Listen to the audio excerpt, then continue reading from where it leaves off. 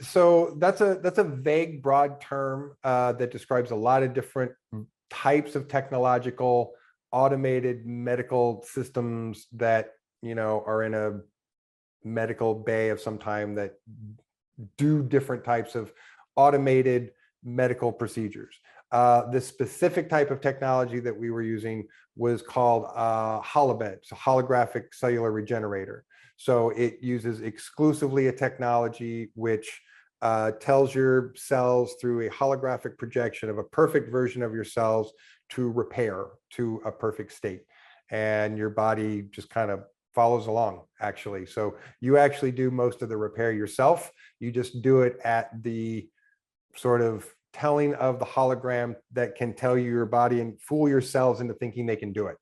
So most of what happens with cell regeneration is that when your good cells come up to damaged tissue, there's only a certain amount of damaged tissue that the cells think they can repair based on how damaged the cell is. And it turns out that if you fool the cells into thinking that the cells are already good, then they'll repair them into a perfect state without thinking that there's any limitation. So it's, oddly enough, it's an attitude that nuclei have based on a person's understanding of how their body works.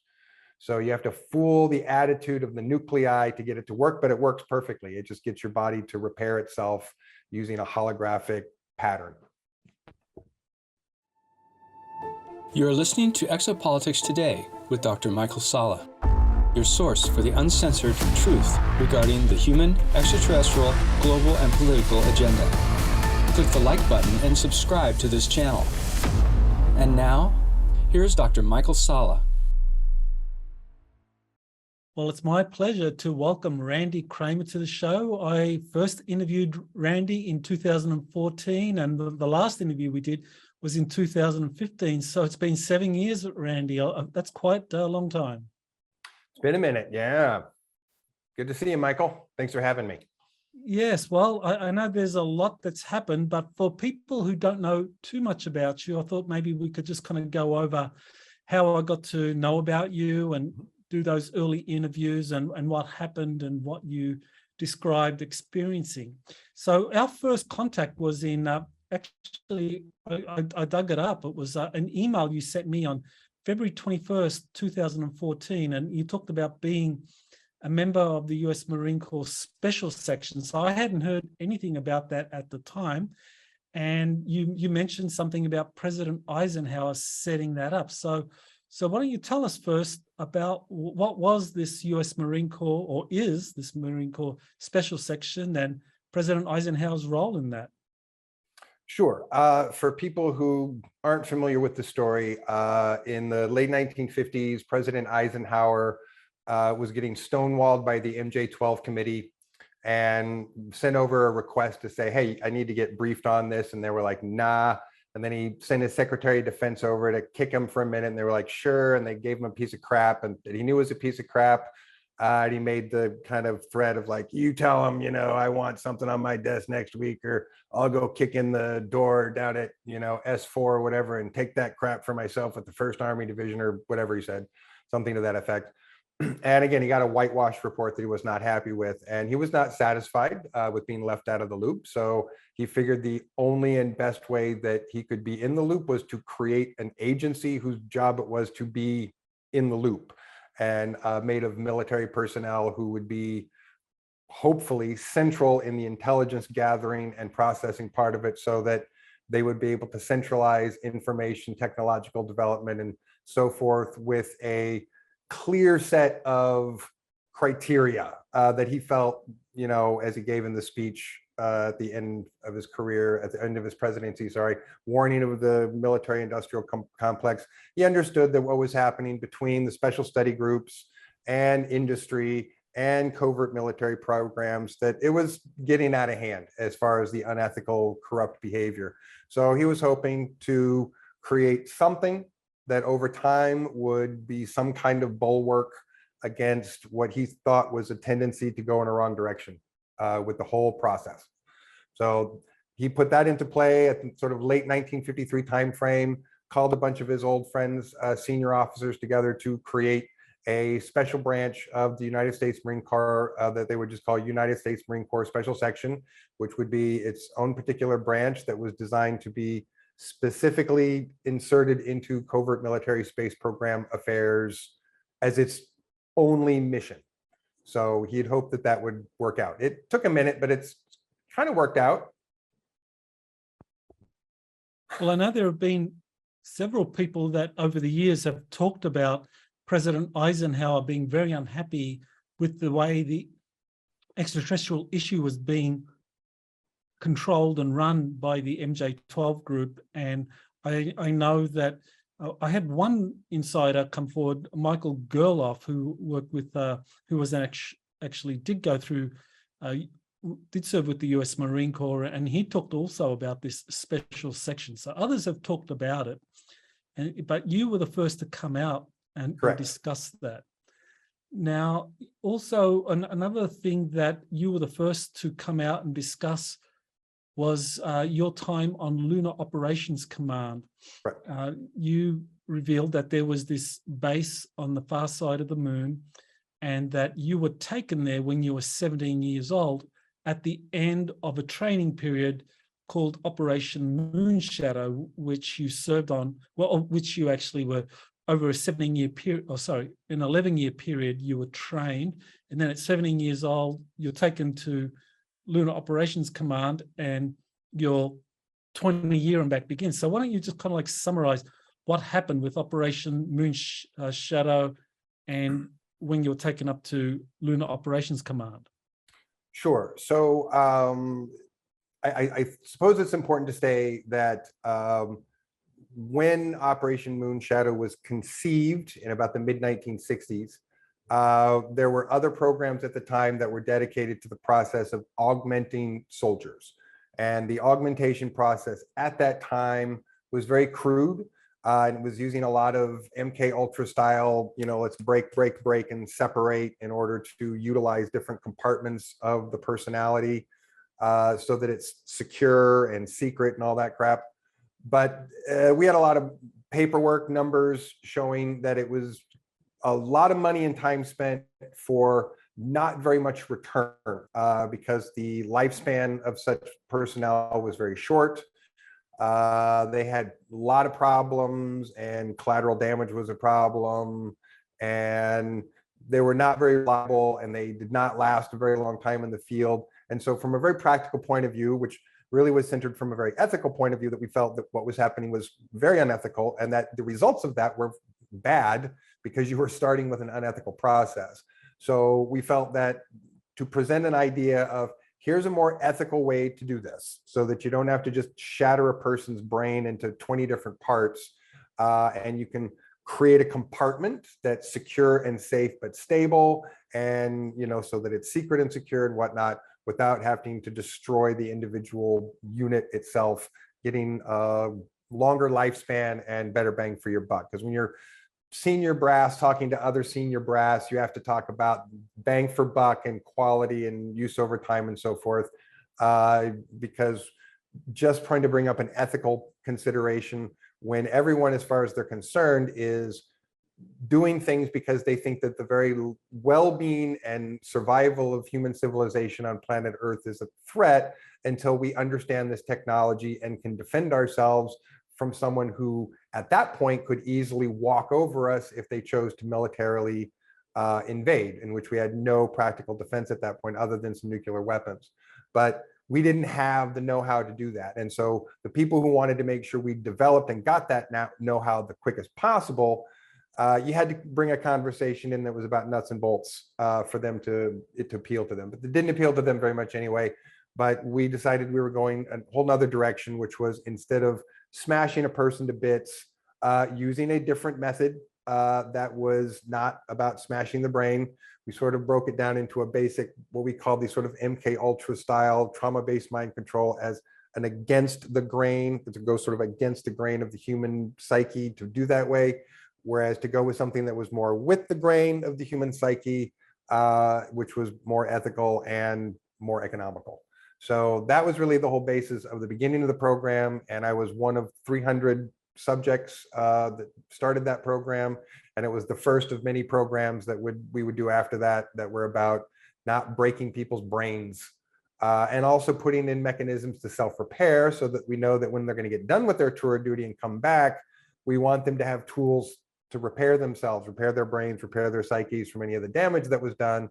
Because again, you don't want to just use someone up and toss them out and say, bye-bye, you're trash now.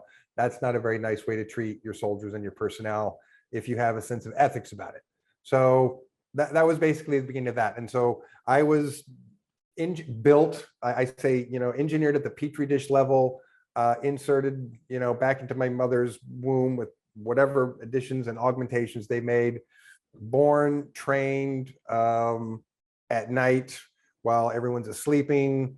Now there's some of that training is actually physically, they take you away.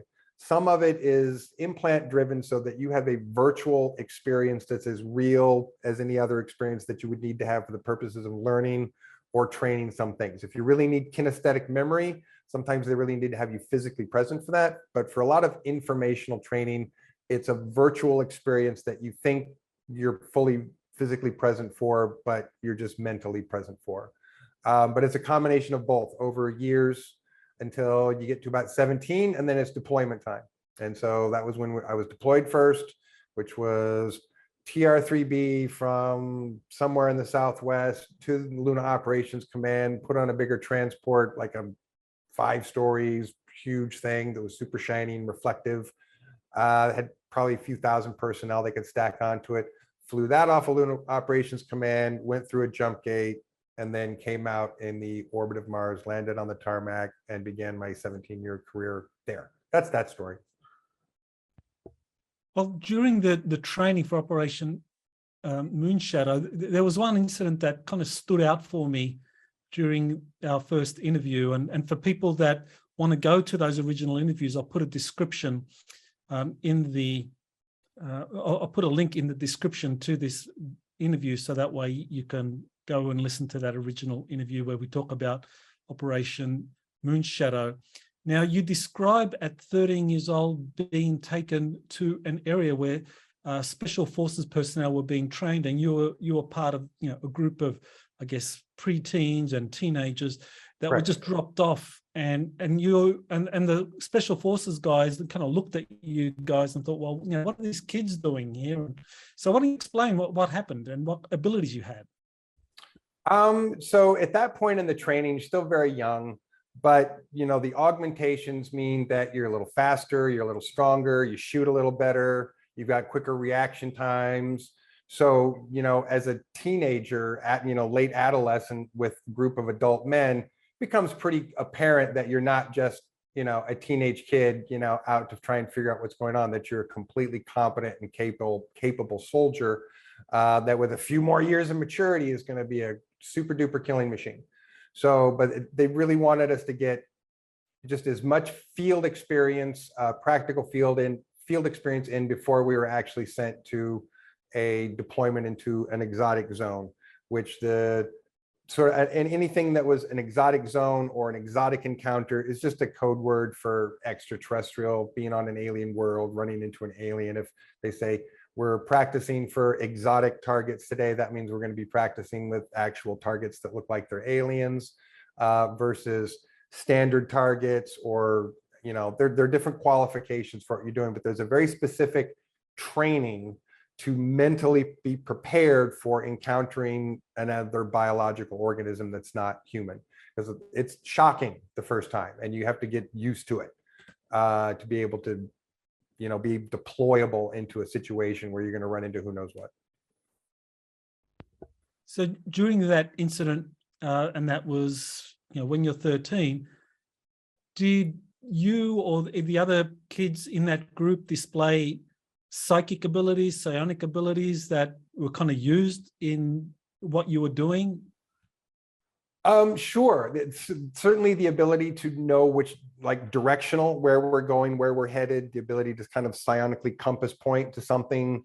So sometimes, or most of the time, they would have one of the kids go up front and say, okay, lead us to where we're going, and we're going towards this. And you go, okay. And you just kind of imagine where you're going in your brain, and your body tunes into like a compass, and it just points you in the right direction, and you just walk, and you turn left when you turn left, right when you need to turn right, and just keep going forward until you arrive at the destination.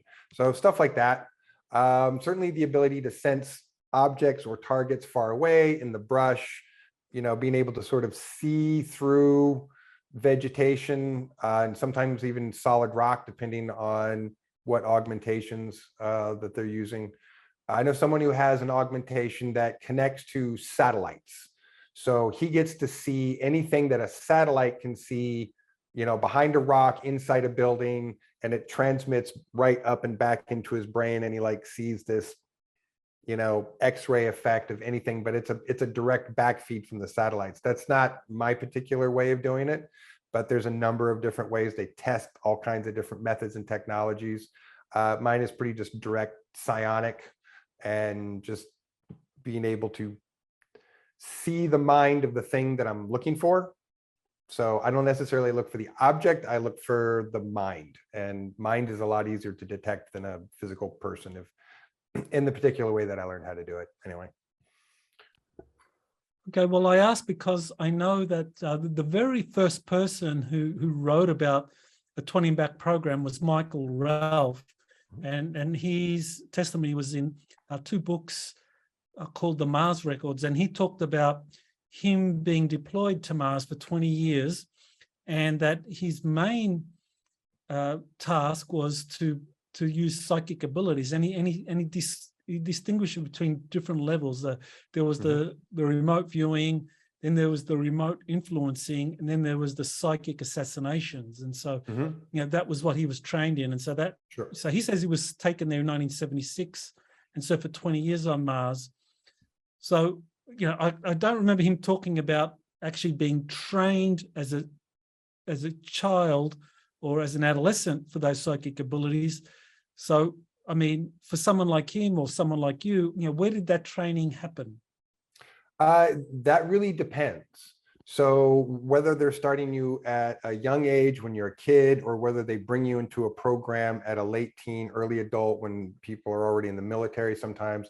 So where they're drawing from personnel will depend on where that person's going to get funneled to what kind of teaching or academic program, based on their age and their experience level and what else has been augmented or so forth. So augmented kids who start out when they're kids and who are augmented are going to be a certain type of training program, because they're going to develop at a certain rate. You're going to be able to train them at a certain rate. Adults who are like already in the military and get recruited out of the military are going to have to pass. The reason I'm sure he got recruited is he passed an aptitude exam that he probably didn't even know that he took. And then, based on that, they were like, oh, he's recruitable. And at an adult age, often they find that they can pick 1 or 2 or sometimes even 3 abilities and work with them one-on-one, and have an experienced psionic specialist teach it to them in a pretty short period of time, and have them sort of actively learning on the job or doing it on the job pretty quickly if they already have some aptitude. So if you've got someone who has aptitude, and you have a one-on-one person giving them training as they're already an adult, it could only maybe take a matter of weeks or a few months for them to be fully like field capable at one psionic ability. Like one professional psionic specialist teaching someone new one-on-one in a program could get them competently remote viewing within 60 days. So it doesn't take long if you've got someone, again, that's aptitude and an adult. When you're working with kids, it's a slower process. So you're teaching them like simpler concepts, slower over time, and it takes a little longer before you want to introduce the more complicated concepts, but means you're really focusing on the fundamentals when they're younger. So they tend to have a stronger, more well-rounded aptitude because of that reason. But you got to wait until they're a little older before you can start teaching them adult level stuff. An adult who has aptitude, you can start teaching them right away. Okay, so after all the training, after going up to Lunar Operations Command and signing contracts and being told that you are going to become a Marine with a contingent that's based on Mars, you're taken to Mars. and I think you were stationed at Forward Operations Zebra. So why don't you tell us about your time on Mars, where you were working as I guess a Marine protecting these corporations? Right. Forward Station Zebra, as my understanding of the map layout that we got to look out, which was really only a grid, that went from here to here and from here to here, whatever distance that was covering. So we didn't see anything off the map that was too far to the right or too far to the left or too far south, but everything north was, considered enemy territory, open or enemy territory. So we were the most northern posted base at that position on that square of the map at the time. So yeah, we saw a lot of action for sure up there. So allegedly behind us to the south, however many clicks there are behind that, they're supposed to be the colonies that we were protecting. I always say supposed to be because I know they're there. I know people who've been there. I have plenty of data to absolutely support and be certain of that. But at the time when I was a soldier, we never got to see it. We never got to visit it. We just got told it existed and had to just believe, that it was there. So I have no certainty from the point south of where we were, where we're talking about that the colonies would be. How far to the east, how far to the west, how far south. I have absolutely no clue or no idea because I was never privy to the way that map looked. But allegedly, somewhere behind us down south were the sort of circled around colonies in which the military zone that supposedly circled all of that, there was a northern, eastern, southern, and western front to. We were at the northernmost position of the northern front, were the colonies, and that we were supposed to basically protect them from whatever would be coming at them from the outside, which, there's beasties and there's some civilized species that, we obviously got into kerfuffles with. So it's a big question to say whether we really showed up somewhere as foreigners and started a fight, or whether we just showed up into a neighborhood that was already like run by gangs fighting each other, and that we just injected ourselves into the further sort of gang turf war taking place on Mars, which I think it's more the latter than it is the former. If there was a civilized society that was structurally contained and planet-wide, then I would say that it would be more like an invasion. But we showed up into a completely chaotic situation and just inserted ourselves and said, okay, now we're in this chaotic situation too. But that situation was a lot of people just already fighting with each other. So we didn't go there and invade or start a war. We just inserted ourselves into what was already quite a fierce land gang war amongst all of the tribes and different groups that live there already and compete with each other. Reptoids are not cohesive. They still super competitive. So most of the tribes super compete with each other still and fight each other all the time. Insectoids, plus another alleged couple of species. And again, I say alleged, I'm fully aware of their existence and have read the files and so forth, but I personally never run into them or seen them. So, I consider that just the difference between what I saw and what I absolutely experienced and what I only know existed or was happening on paper. Just making that distinction. So during your time on Mars with the Mars Defense Force for 17 years, you're there at Forward Station Zebra, protecting the 5 colonies that you were aware of. You only saw Ares Prime, the main colony, when you went Correct. up there initially. Right. And after that, you'd only kind of like observe them but couldn't go inside. So what? Yeah, in my entire time there, I believe there were only maybe 2 other trips that I took to MDF headquarters. But again, I don't consider that visiting the colonies. When you fly into Ares Primus and visit MDF headquarters, and then, you leave again and you don't ever get to see or do anything outside literally a 1 square mile area. But yeah, the only 2 times that I'd ever been back to HQ was a couple times throughout a 17-year period. Well, this raises several questions. One is, a number of people have talked about the Nazis, or the Fourth Reich, if you want to call it that, having set up bases on Mars, that they had first set up bases in Antarctica, and then they relocated to Mars in the kind of late 40s, early 50s, and they had established colonies there. So, given what you experienced and what you've learned, is it these 4 bases or 5 bases there, were they in any way controlled or populated by these Fourth Reich Nazis, or were they a separate element altogether? My understanding that one of them was. My understanding is that after World War II, Nazis went to Antarctica, etc., and had a little kerfuffle. They didn't end World War II, so there was a sort of continuation of covert World War II that continued until there was a peace agreement. And the peace agreement was to enter them into the United Nations secretly as Neuschwabenland and to become a member of a coalesce of the Terran Earth Defense Force covert space programs. So all of the different countries that had technology, had membership in that, started to collectively work together. And I use the air quotes there because that's a real vague gray area when we say work together. It really means if my right hand over here represents a Nazi program and my left hand over here represents a special section program, it's like, yeah, we're all on the same team protecting Earth, but this arm is completely pursuing its own endeavors and has its own ships and its own personnel and its own training and its own weapons and its own equipment and its own medical technology. And this arm also has all of its own separate, completely individual ways of doing things, thinking, organizing, structuring its officer cadre, etc. So they're not in any way, shape, or form. And this is all the global world programs that are sort of at this collective table, right? So there's, maybe at the time, why there's like 6 colonies, half a dozen countries that could have the time, resources, money, and power to say, we want a colony. So each of the colonies has a governorship by one of the countries that is the protectorate of that colony, of which Neuschwabenland would be one. The United States would be another. Great Britain would be a third. Russia would be a fourth.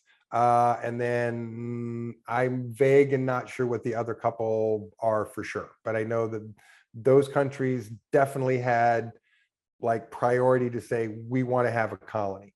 So the colonies themselves, again, are loosely affiliated, loosely associated. They're corporate colonies, right? Their job is to go there, figure out how to mine minerals, make shit work, to produce, to fill up the funnel of profits of a company that wants to grow bigger into exploration and mining of space and so forth. And each country that has a attachment to each colony has a direct connection to resources, funding, personnel, equipment, so forth. So my understanding of the Neuschwabenland colony is they have been experiencing and started to experience problems like economic problems, resource problems, equipment problems, profit problems almost immediately, because let's just be honest, fascist business models work for a very short period of time, and the innate corrupt nature of fascist systems siphons out all of the profits into people's pockets instead of into the bank account of the colony corporation where it should go. And so it's a very failed colony from what I understand. But that's information that goes up to the revolt, which was a few years back now. And so we have very little data still to show us what's happening since the revolt, because most of the colonies now are super isolated, super closed off, and they're continuing to produce materials to meet quotas. But what's happened internally, who's running it, what their system of governance is now or organization is all very vague. They've seemed to have stopped shooting and blowing each other up over it at the moment, but who knows how long that'll last. So I know very little though, other than that. So into your 17th year, that which would have been around 2004, you were part of a contingent of 1,000 soldiers or Marines that were sent off to a mission to a very large cavern, and you were supposed to find and destroy some reptilians that were causing problems, but it was an ambush. Mm-hmm. And out of those soldiers, I think only half a dozen or so survived, and you were one of the survivors. Maybe 3 dozen, less than 3 dozen, if that. somewhere between 2 and 3 survivors. I mean, that made it onto the medical pad. I'm not sure of those that even made it onto the medical pad, how many lived or survived. It could have been anywhere from a dozen to a couple of dozen. Okay, so that was the critical incident where your time on Mars came to an end, and so you are recuperating in a med bed. I guess whatever injuries you suffered were cured by the med bed. So, maybe just describe, because I know a lot of people are very interested in med bed technology. So what were these med beds capable of? So that's a vague, broad term that describes a lot of different types of technological automated medical systems that are in a medical bay of some time that do different types of automated medical procedures. The specific type of technology that we were using was called holobed, so holographic cellular regenerator. So it uses exclusively a technology which tells your cells through a holographic projection of a perfect version of your cells to repair to a perfect state. And your body just kind of follows along, actually. So you actually do most of the repair yourself. You just do it at the sort of telling of the hologram that can tell you your body and fool your cells into thinking they can do it. So most of what happens with cell regeneration is that when your good cells come up to damaged tissue, there's only a certain amount of damaged tissue that the cells think they can repair based on how damaged the cell is. And it turns out that if you fool the cells into thinking that the cells are already good, then they'll repair them into a perfect state without thinking that there's any limitation. So it's, oddly enough, it's an attitude that nuclei have based on a person's understanding of how their body works. So you have to fool the attitude of the nuclei to get it to work, but it works perfectly. It just gets your body to repair itself using a holographic pattern. So you're then taken, after you recover, or you're given the opportunity to serve with the air wing or the space wing of the Earth Defense Force. And so you're then taken to officer candidate school at the Lunar Operations Command, and you're trained over several months. Yep. So you want to tell us about your training to be an officer with the Earth Defense Force?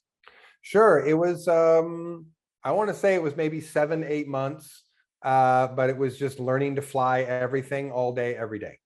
So we started with helicopters, and then we went to basic fixed wing trainers, and then jets, and then finally to alien reproduction vehicle technology, hovering anti-gravity vehicles. But we started with basic stuff and worked our way up to the advanced stuff. So our flight school was very, very thorough. We learned how to fly everything that was available in the roster of flying vehicles that we have or know of, so that we were as capable as possible to get in the cockpit or flight deck of anything and fly anything.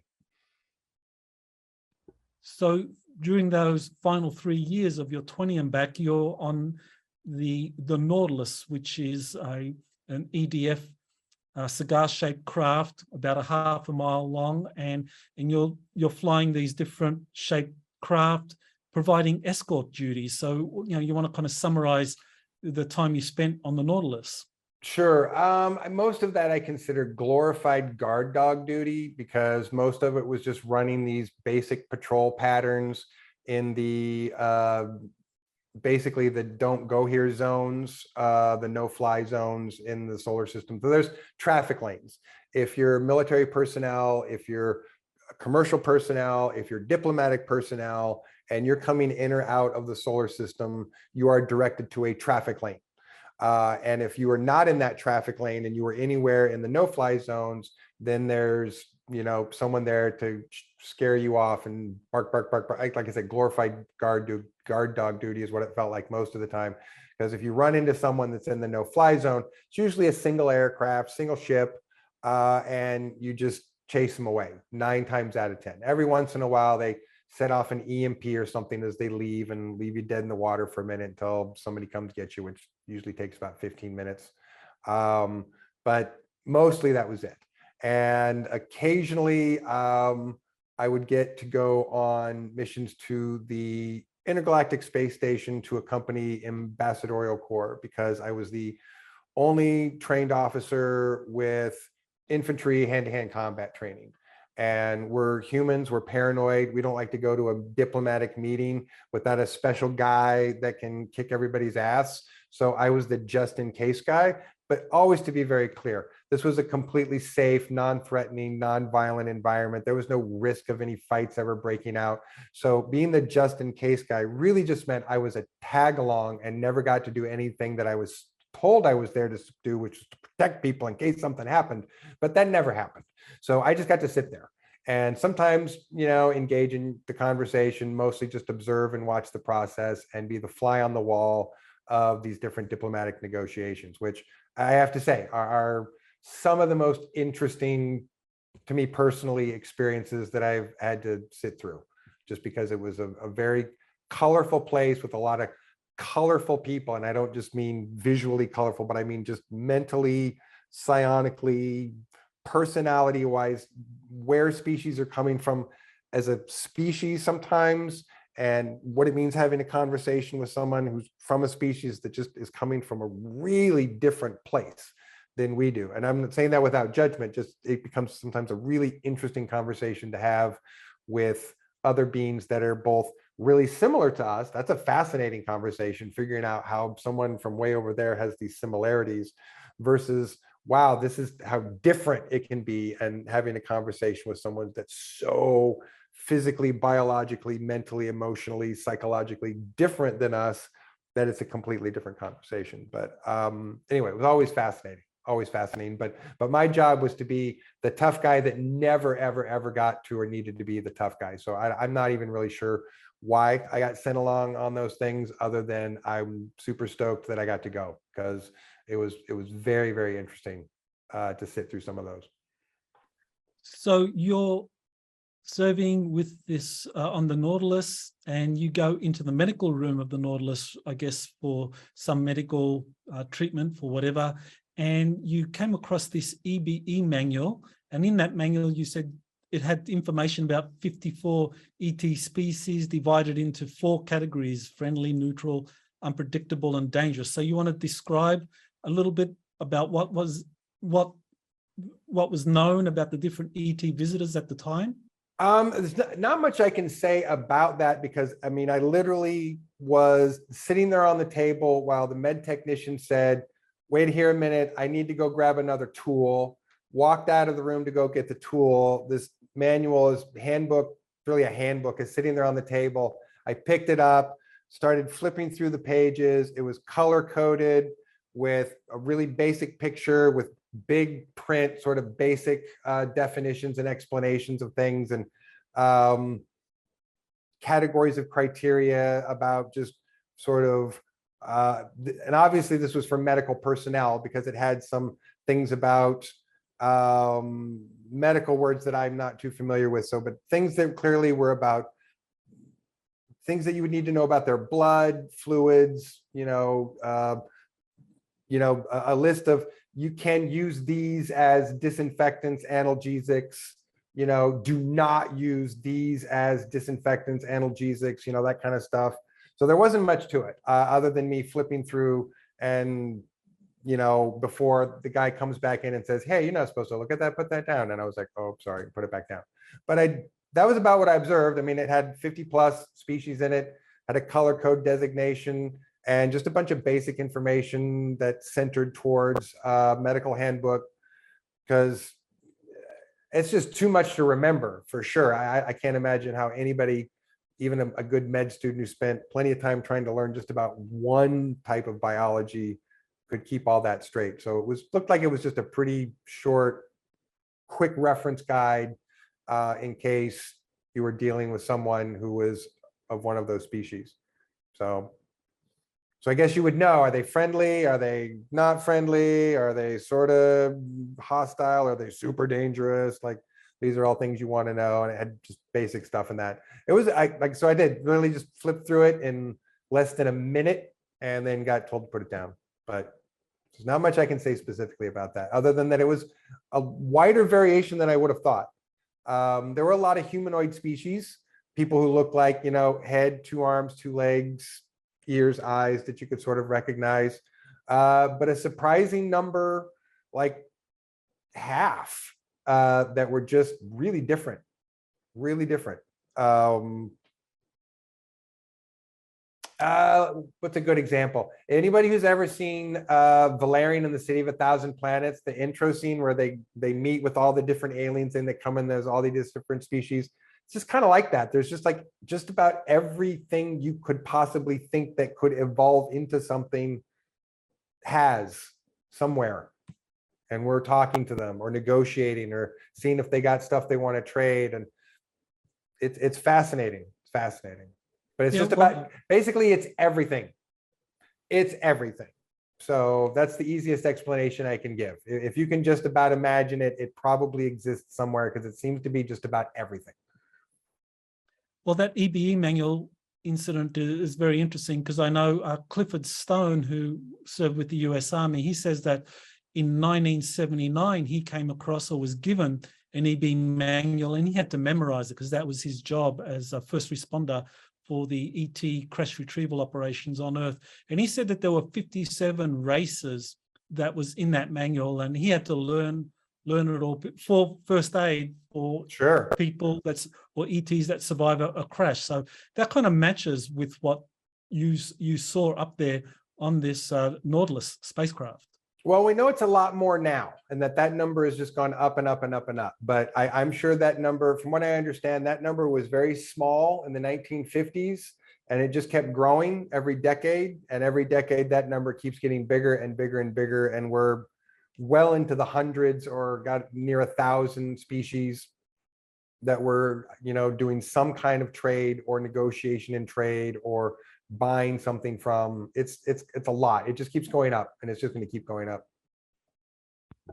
So at the end of your 20 and back, you are taken to Lunar Operations Command, and you are given, along with all the others that are finishing their 20 and back, and maybe you can explain that some officers would re-enlist. They would do a second or third 20 and back. So can you maybe explain that, how some would retire or end their servicing, and so you chose to retire, and you the person that gave the farewell speech was Donald Rumsfeld, the former Secretary of Defense. So this was in 2007, and he retired in 2006.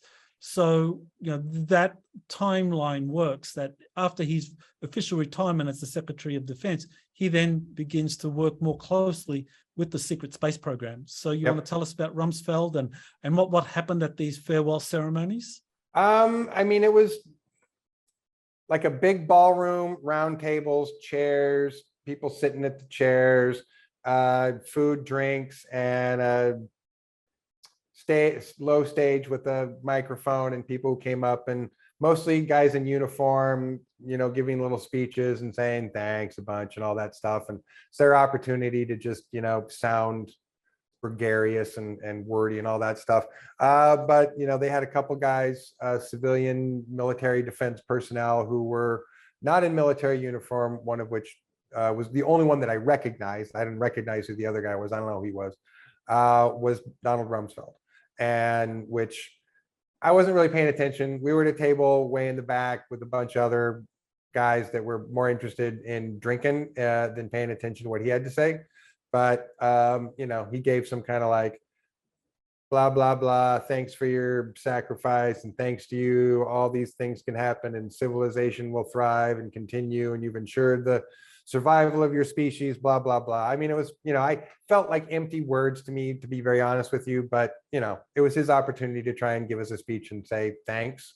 But I don't think we wanted a speech. I think most of us wanted a big fat check when we got back home that we didn't get, but it's okay. That would have helped more. Okay, so your term of service ends and you go back to Earth and you go through the age regression process. And so you want to just kind of, again, summarize what that age regression process was. Sure. And it's not really an age regression process. They transfer your consciousness from the body that you're in to a younger version, a clone of yourself, which then is no longer a clone. If you put the consciousness of a person into a clone body, it ceases to be a clone and it becomes that person. It's a person now. So the body itself is not the definition of whether a person is a clone or a real person. The definition of whether a person is a clone or a real person is, where is the consciousness? The consciousness is in that vessel. That's the person. That's where the person is. So just to be clear, because I've had somebody ask me about that a few times. So put me into a younger version of my body, 17 years old, reinserted me 15 minutes after I left.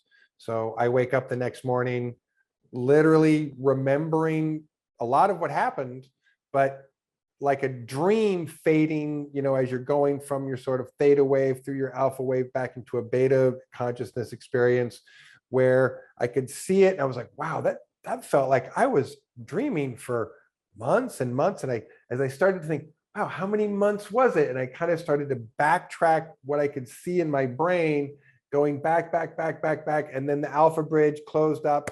And then I was like, no, I can't remember it now. I don't remember what I was dreaming about, but boy, that sure was weird. So, and I can remember that like it was yesterday. And then because I'm in a younger body back in my bedroom, I'm like, oh, okay, I'd much rather forget all of that and pretend like it never happened anyway. So let's just continue where I left off, which is what everybody does, even though you don't just continue where you left off, because there's a whole bunch of memory, trauma, and other stuff that you got to sort out now that actually becomes your life. You don't get to go back and just do your life over without any consequences. Your life now, when you get back, is sorting out all the crap that you did when you were on your tour, so that you don't die and your brain doesn't implode, or you don't blow your brains out, or some other self-destructive mechanism that happens to a lot of personnel that come back. Very traumatized, they're very messed up, and a lot of them self-destruct, to be honest. Drugs, alcohol, and suicide are the fate of a lot of returning personnel. Sadly, it's just the truth. So that age regression, now, I remember, now maybe you have to correct me here, but I remember you telling me back in 2014 that you spent, I think, 2 weeks or 3 weeks in some kind of chamber being pumped with pharmaceuticals, and that was part of the age regression process. So I honestly don't recall much of that process, and there are parts that I wasn't sure what I could completely clearly recall of that experience. My understanding of that experience, as the best as I understand, is there's a transfer process which takes some time, and there's a memory process which also takes some time, but you're heavily anesthetized during that period, so it's a bit of a jumble. So if I gave a jumbled answer of what was running around in my brain up there, that was probably the best I could do at the moment. But I was heavily anesthetized. So most of what I understand about the process is it's a slow process, meaning that you can't quickly extract the consciousness of the person from the body to the new body if you want them to stick and integrate. So you kind of have to do an induced coma of some kind. And then so there's a part that you move the consciousness into another vessel, and then there's another part where you have to literally physically tinker with neural pathways and neural programming to create a layer around the military experience, so that when they go back into civilian life, they don't immediately remember or have enough pieces to put together to do anything with it. So that's my clear understanding of the process at this time. Okay, that actually helps, yeah, because that's what I remember you saying the last time, that you were heavily anesthetized and you were held in a kind of coma-like condition for an extended period, a couple of weeks, 2-3 weeks, and the process happened. But now that's actually very helpful what you've described, because it's not an actual physical age reversal of the body. It's just the consciousness is transferred from one body into a cloned version of yourself. And that matches what Tony Rodriguez says that he recalled as well, that again, it was a transfer of consciousness, not a physical age regression. Yeah. My understanding is that's a lot harder to do. And you also are attempting to give that person a clean slate, because a lot of trauma is held in the cellular memory. And so you're basically saying, we're doing you a favor by throwing this one away and giving you a clean one because it's probably going to be less traumatized. How that actually works out is that the energetic memory of the trauma transfers into the new body. So it's whether it's as bad or worse or better, I don't know. I don't have data, like research data on that, but you don't necessarily get the clean slate that you would hope that you would get, or someone else might hope that you get. But the goal or the hope is to take the really damaged body, throw it away, give you a fresh, undamaged one that's easier to integrate and manage back in your life again, instead of having a broken, damaged body that you've just made younger again, but is still super traumatized, and the central nervous system is still going to be really fucked up, and the trauma to the cells are going to be really confused, and it's a mess in there for sure. Having had to heal and unravel all the damage, I can tell you it's just a mess in there when any way you're trying to deal with it. So Tony Rodriguez says that when he was that the 20 and back began for him when he was 10 years old, and that his consciousness was transferred into a clone body at 10, and then they did whatever they had to do. So for you were taken up to Lunar Operations Command at 17. So when was a clone made of you, and when was the transfer of consciousness made? Oh, not until I finished my tour. So when I finished my tour, I came back, a middle-aged man, and put back into a 17-year-old clone version of myself. Okay, but they made that clone of you when you first went up there, right? No, my understanding is they can crack a clone out in like less than 48 or 72 hours or something. They have a way to accelerate the growth process, so it doesn't take 17 years to grow a 17-year-old clone. It takes a few days, from what I understand. Okay, so if, for example, you died on Mars, you're dead. There's not a clone of you in a base somewhere where your consciousness just goes to the clone or goes to the original. My understanding is that myself and many other personnel, that our DNA was being regularly used in clone programs where they're practicing and experimenting with just clones that they're not transferring consciousness to, but seeing if you can get them to function with a certain amount of cybernetic hardware or heavy conditioning to see if they're useful in any way, shape, or form. So I know that there were extra bodies that were out there somewhere.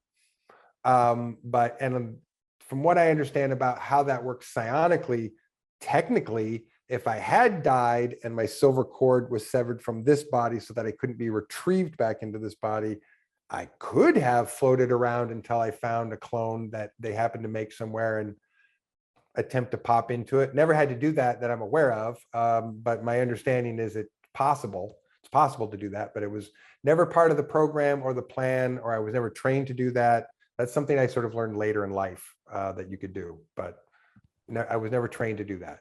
And I have no idea how many clones they have made of me over the years or done experiments with. Just no idea. Probably a lot. Okay, so that was the end of your 20 and back in 2007, and you're taken back in time, 1987, and you're 17 again. So you recall another 10 years in the secret space program. So how did that happen? So that's new to me. I haven't heard anything about that. Yeah, I haven't really talked about that, to be honest with you, not much. So if this is, 0 to 20,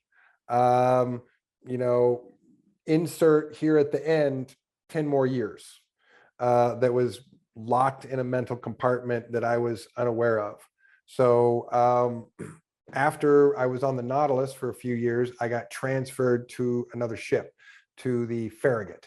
The Farragut was a special forces operations and transport ship that had 16 different special forces teams that were specialized in one way or another, and went around and deployed itself, or was deployed as what we often refer to the Swiss Army knife of the fleet, because you had 16 very different, very specifically specialized special forces teams that could do any number of things, all right there in one ship. And so it was a rapid deployment to get somewhere, send teams out to do things, and then rapidly deploy usually to another zone to do something else, and with other specialized teams and specified teams.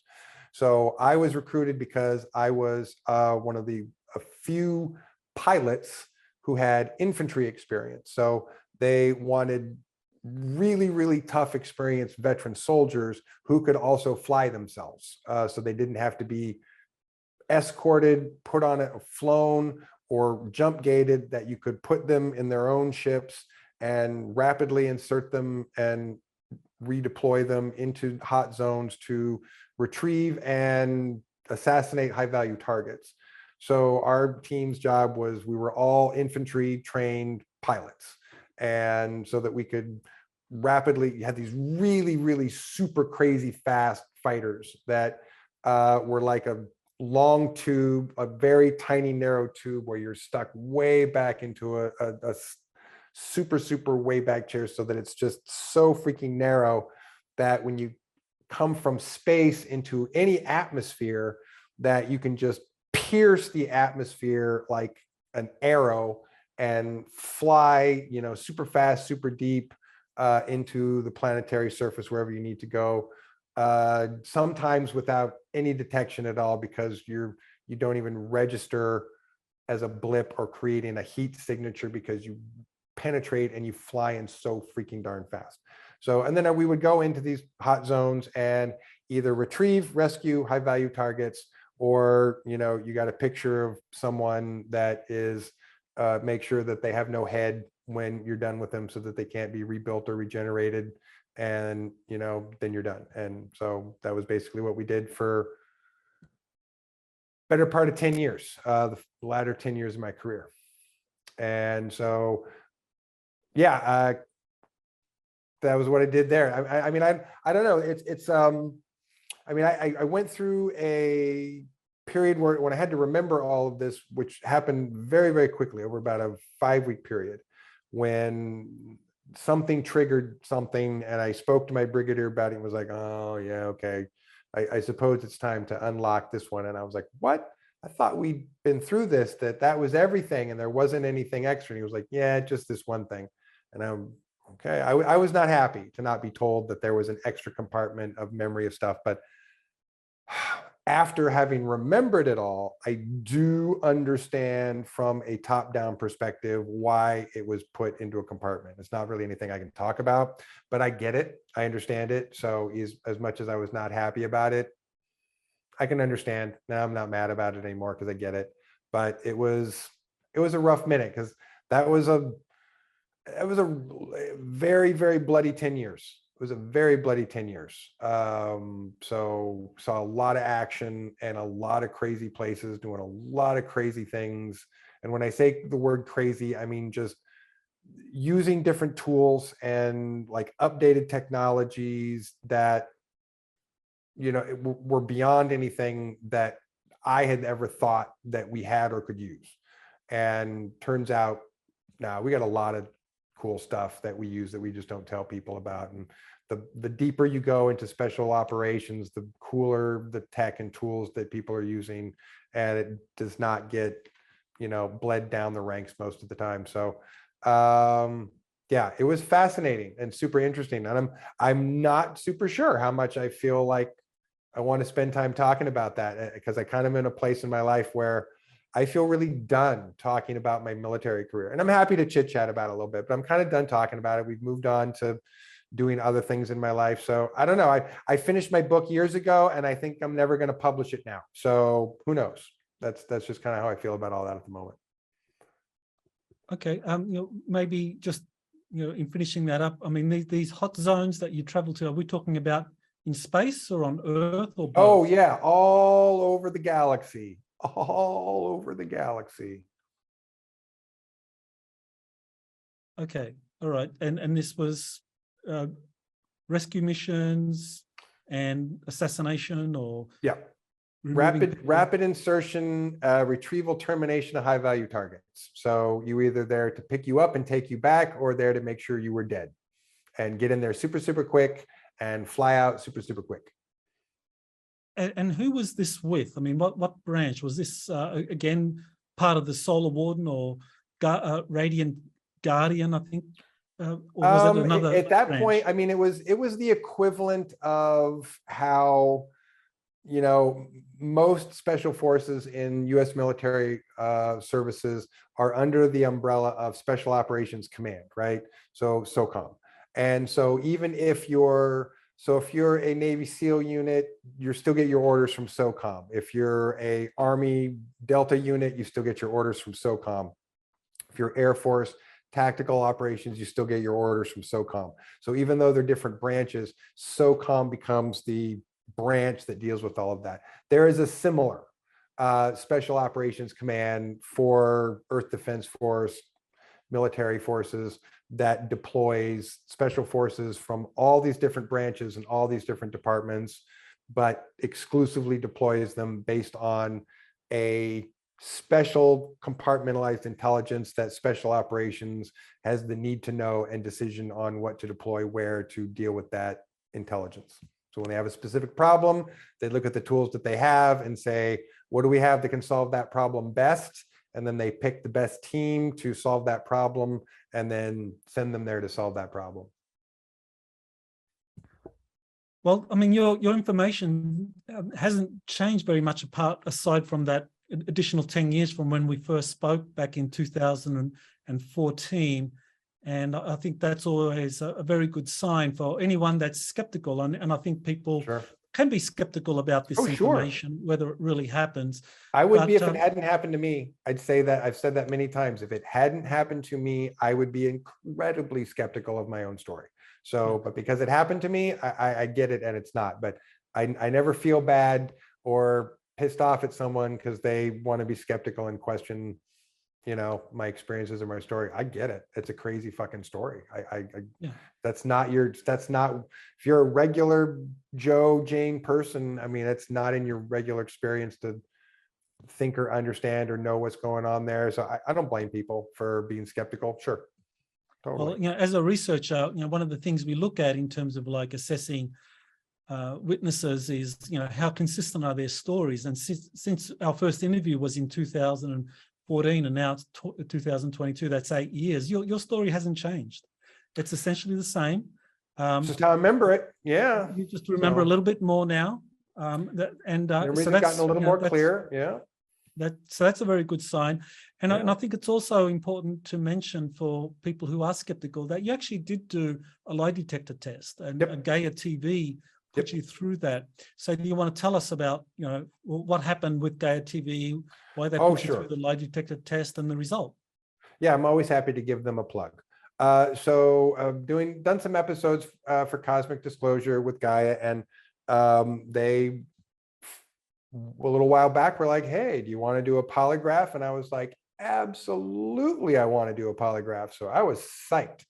And they set it up with a person who was probably the most qualified polygraph examiner in the state of Colorado that I could have gotten, who was a gentleman and his son who are a father-son team called Hoff and Hoff of Colorado Springs. Thomas Hoff is a veteran police officer of the Los Angeles Police Department, detective for like over 20 years, administered polygraph exams for them for over 22 years, has administered over 10,000 polygraph exams, and is the president of the Colorado Polygraph Examiners Association, as well as a former Marine. So I could not have asked for a more qualified polygraph examiner to give me a polygraph. And for people who don't understand polygraphs, polygraphs are not a stress detector on whether you feel guilty about telling a lie or something. It is autonomic responses, blood pressure, the dilation of the capillaries on your fingertips, and a couple other things, electrotransmission signals on the surface of your skin that register when you tell a fiction. So you can tell something that you have no emotional attachment to, no guilt for, like I had an elephant sandwich for breakfast today, and it will totally show that you are not telling the truth. So it's not a stress detector. It's not a, I feel bad or guilty about telling this lie, so it's going to detect me. It is a 4 autonomic systems in the body that trigger when we tell things that are simply not fact and are fiction that show up. And they also do this test with a baseline. And the baseline is a question that they ask you, which you are supposed to lie to on purpose, because that gives them a baseline of what happens when you tell a lie and how that looks on the test. So I want to say the question that they would ask when I did the test was, have you ever said anything to anyone in anger that you regretted? And since everybody has, including myself, you're supposed to say no to that answer. It's an obvious lie to a question that everyone, the answer would be yes to. And so that's the baseline question. And the baseline question is repeated like throughout the questions as they repeat the questions. So you get asked the questions that they're trying to get you tested on asked multiple times. You get the test question, the baseline question asked multiple times. So you end up with a chart that shows you, how flat is the flat line? When we ask them the question, how high is the spike when we ask the test question? And then you get, based on that, you get whether someone is basically telling the truth or not. I was told by Thomas that I aced the test, which means that my lies were a nice sharp peak, like they should be, which is the test question. And that every single other question I was asked was an absolute flat line of absolute certain truth. So I am thrilled to have taken the test. Couldn't have been asked to get someone, a more qualified examiner, to give the test, and aced it according to him. And he said anytime, if anybody really has questions about that test or doubts about it, they can contact him. So Hoff, Colorado Springs, you want to ask questions about the test, you can contact them and talk to them about it.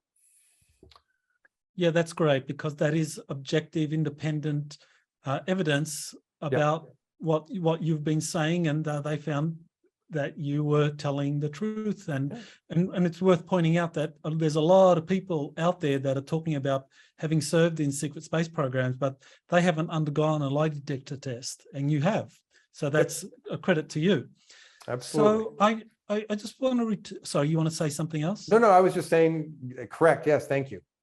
Yeah, I think everyone should take polygraphs at this point in my life. I think there's a lot of people out there that should be given and taken polygraphs, but I get it, they're expensive, and not everybody, can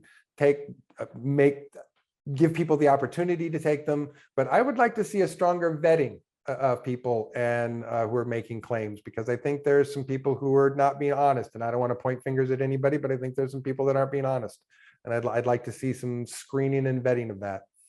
I agree. I think there's too little vetting happening in the kind of exopolitical and the secret space program field. So one of the things that you raised in that email you sent me back in February 2014 was intriguing, because I think it relates to what's happening right now. You asked me, the question was, quote, have any credible witnesses mentioned ARC, salvation, lifeboat, or home free programs?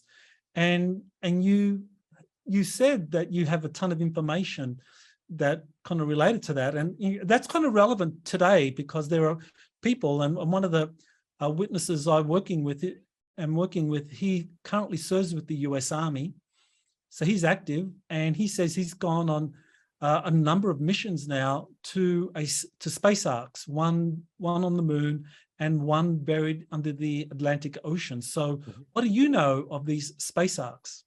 That, they're filling up. For sure. There are a lot of people that are very concerned about what's happening at the moment, and are concerned that we might not get through as unscathed as we were hoping to get through this entire event here that's happening. And that, because Vladimir Putin is a psychotic madman with a death wish, he's going to die before it's ever going to affect him. He's ready to nuke the whole world. And that's dangerous, and everyone's very concerned. So well, I know that they're putting bodies in them. They're filling them up. People are being put in them so that in case, there's something really bad, we've got a contingent of people to take somewhere. Okay, so you're saying these arcs exist, and they're currently being filled up in case there's a planetary contingency involving nuclear weapons or whatever. any of the things that are on the table, which there's a lot of things on the table. Again, without wanting to go into it, there's a lot of really intense military aggression going around the world where it's not saber rattling, it's not bluffing, it's not game playing like it has been in the past. These people are dead serious about throwing very deadly weapons at their opponents right now, for a lot of different reasons. So yes, it's very serious. It is one of the things my Army Insider has revealed is that there is a planetary contingency being planned for by certain people. Oh, a number of them. I would say that there's a number of them that are on the table, and we're just going to kind of get to see how it plays out and whose plans work and what we have to really protect and be prepared for, and what we have to clean up, what mess we have to clean up from. So there's just too many variables to say really exactly what's going to happen, but there's a lot of plans and contingencies so that somehow the planet and the species are going to be okay. Well, this takes me now to your psionics classes, and I think this is a very important area of interest to a lot of people. I mean, how do you develop your psychic abilities? And you call it psionics, so you want to explain that? Yeah, thank you. So I started teaching an in-person class on psionics years ago, after doing a workshop at a conference, after like the first conference I ever did. Someone asked me if I wanted to do a workshop, and I was like, well, okay. And Julian and I kind of determined that teaching a civilian psionics course would be a good idea. And after teaching kind of a number of in-person classes and figuring out what a curriculum for civilians would look like, COVID happened, and I was about ready to do a couple of in-person classes, going to do a series of them, and then that interfered, and a colleague came along and said, well, why don't you do an online course? And I honestly just hadn't thought about it. Just had not occurred to me, too many other things on my brain. And so I was like, oh, that's a pretty good idea. So we set up a beta of an online course last year that we ran through a test curriculum, and I did well enough. And also we saw where we wanted to change it and do better with it to start a reboot, a 2.0 version that we started working on about a month ago, or getting the first round of production on the lecture videos done for a beginning course, which is now done and complete and starting to look pretty good. We got to go back and fix a few audio video glitches that didn't transfer very properly in the editing process. But anyway, we're very pleased and proud of it. My partner Kendra and I took essentially the course that I had been working on and had done, and a bunch of research that she'd been working on, and was thinking about doing a class. And I was like, well, you know, I already have a class. Why don't we just stick it all together and make one big class out of it? So we actually have a plan after the beginning course, to do a little mini manifesting course, to do her emotional healing course, to do the advanced course, which is where I teach all the psionic skill building stuff for advanced students. The beginning course is really just fundamentals and basics of meditation, brainwave, psionic self-defense. We don't call them chakras, we call them psionic foci, what they do, how they work, why you want to keep them clear. It's a basic, but it's a very thorough fundamental course, in which we're very proud of. And we've tested this content and this curriculum long enough now over the last year and a half, that I feel like we've done a really good job of presenting clear, concise ways of understanding the information, and a clear path of, here's your step 1, here's your step 2, here's your step 3, so that you start creating a daily meditation practice, you start, creating psionic space, you start doing the skill developing stuff, and that leads to development. All psionic skill development comes from a steady daily process that we practice ourselves every day.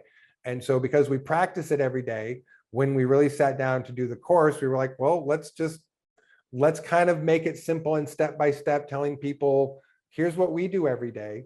So if you just do this simple basic stuff every day, you will learn to meditate, you will develop brainwave mastery, you will develop psionic skills, You will develop psionic outputs if you just put the time in. And that's really the essence of what we're teaching, is that it's not dogma based. It doesn't have anything to do with any spiritual path or religion or any other such thing. It is a purely science-based way of understanding your brain, brainwave, meditation states, consciousness states, how that relates to psionic development, and then what you do with that when you are achieving changes in brainwave states that you can do that work in development with. That's a real short version of, sort of what we're teaching and how we're teaching it. But we're super proud of it. We're super proud of it. It's been a very thoroughly refined curriculum to make it really straightforward, really simple, take all the bullshit out of it and make it very clear, because you don't have to be a vegan